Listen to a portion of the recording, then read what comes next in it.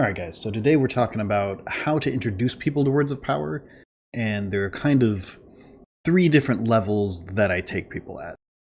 The first one is like super interested, they're totally in, they're definitely going to play more than once. They want to make an actual character that has some longevity. I will send them my full setting document, which is this. It's got all the factions, it's got specific weapons to my setting, it's got armor, it's got descriptions of all the places in the world that they can be from. It really just elaborates on this chart, but it gives them background information to make a real backstory and a character that fits. Most people don't fall into that category. They don't read the rulebook. They are half interested. They kind of want to try it one time. So these middle tier people want all of the rules, but they do not care even a little bit about the world. So these people will get just the faction list. They will get the character creation page from the rulebook, and then I will usually end up teaching them every single rule as we play. This is probably my least favorite group because they're like half in, half out, drives me crazy. And then the last type of player, which is also kind of uncommon, is people who just want to try it for like an hour. They just want to hop in and play and see what it is I'm talking about. I will use the quick start rules with them, which takes away a lot of the friction of like balancing and stuff, and it lets them just engage with the systems and understand what it is I'm talking about. So major things that change when I play with somebody that just wants to hop in for an hour and see what it is I'm talking about. We don't do factions. They just make whatever character they want. Fairy, undead, lich, crazy space alien, robot, I don't care, because we're going to play for like an hour. No pouch and pack. Just whatever items you have, they're all one action to get at. No big deal. They start with 5 drawn words, so they can dive right into spell casting and thinking about how to counterspell and things like that. There's no level 1 ramp up to level 2. No, they just out the gate. I make the word list. I don't even ask them for words because that would require me to explain spells ahead of time, and they definitely did not read the rulebook. All of my weapons are by size. If they want to do a one-handed weapon, we're going to do 1d6, 1d6. If they want to do a two-handed weapon, we do 1d8, 1d10. If they want a bastard sword that they can switch between the two, totally fine, do not care, right? Because we're going to play for like an hour. Generally, only bosses will have armor, and usually only the final boss. This is because it's frustrating as a player to fight things with armor, and they don't care, right? It's hard enough to get players to understand how their own armor works. I don't want them to be like, whoa, what do you mean he's not dead from a headshot of 8? Like, no, he's not, you're fine. I will not do any magic items for players or the enemies for the majority of the adventure. Usually I might give them one towards the end if they're like into it and they need a little bit more to bite on.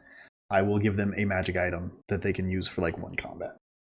Or as loot in the final combat to get them thinking about it for next time that there won't be a next time.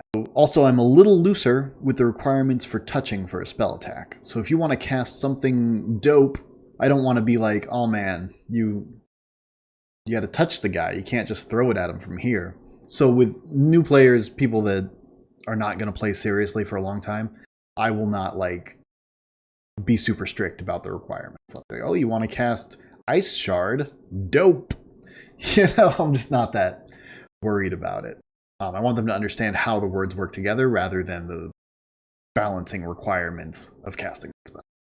And then finally, I don't really interrupt their rest that much. Like, don't tell them, but they can rest as much as they want. Normally in Words of Power, it's 6 hours to rest, and you have to find a safe place to spend 6 hours. It's just not worth it for somebody who's going to play for an hour to be like, oh, you got ambushed by goblins, none of your armor's repaired, and you're still dying. Like, that's not... it's not helpful to anybody involved, right? So, yeah, that's quick start rules. If you want to introduce somebody to Words of Power and they, like, do not care about anything at all, use the quick start rules. Don't mess with any of the details. So in that first adventure, for any of these 3 groups, I do kind of like a standard progression tutorial. And if you've played in one of my games, you've been through this. And if you play in one of my games in the future, you will go through this. Because I like to get experience to teach people as quickly as possible. So the very first thing we do is a skill check. We have them roll dice for something to understand that factors for you are great and factors against you are awful. And to put their skills that they chose, the words that they put on their sheet, to put those to use, to reinforce that they're not just random stats that you think about once in a while. That is your actual character. That is what you're good at. Think about how to use those things. So we do skill check first. I try to get them to cast a spell pretty early, usually with a word gained from the skill check. If I can get them to cast one spell, to understand how to cast a spell, whether they are using the quick start rules or all the rules, with all the requirements, like as long as they cast a spell, they will forever be looking between their drawn words and their actual words and trying to figure out, what can I do in this situation? How do I use the word teapot? So when they ask, how do I use the word teapot? Then we get to counterspelling. And counterspelling is important to understand while they have a drawn word that they haven't used. So I will never throw a spellcaster in as the first enemy. They will kill some chumps first.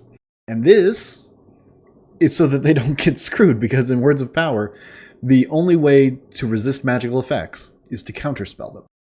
And so to understand that, they have to be in a position where, like, hey, I can do that right now. And I'll usually walk them through and be like, hey, just so you know, like, you could stop this from happening. And people get real excited about it. Also, reinforcements are a big difference in Words of Power from other games they might have played. So when you see 3 goblins on the board, you're like, we can kill 3 goblins. So you kill the 3 goblins. But then there are 5 goblins outside the edge of the battle board waiting to come kill you. And there is a moment there that is like, oh snap, right? And once you get that moment for the first time, you think about combat in a very different way.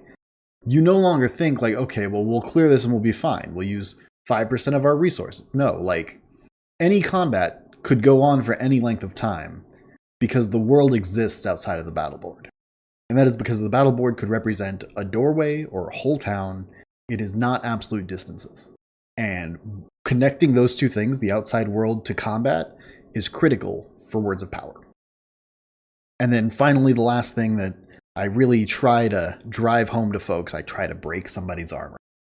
Because I want them to understand, like, while you have armor, you are safe.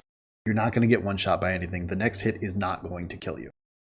But 2 hits could kill you. Not having any armor is a pretty big deal. A lot of people wish they took plate armor or bought a shield. You know, like, they want more armor than they have in every single case. So that's kind of the standard progression I go through. Make sure that they hit all the major features of the system and that they walk away understanding, like, okay, there's a lot I could do and there's a lot I can interact with. And all of it is pretty narrative and open. I've had good results so far. If there are tweaks you think I should make to this formula or to these quick start rules, like, hit me up, let me know, because it is something that I'm actively working on right now. Is kind of an introductory adventure to, like, publish on the website for people to just go and play with their own groups.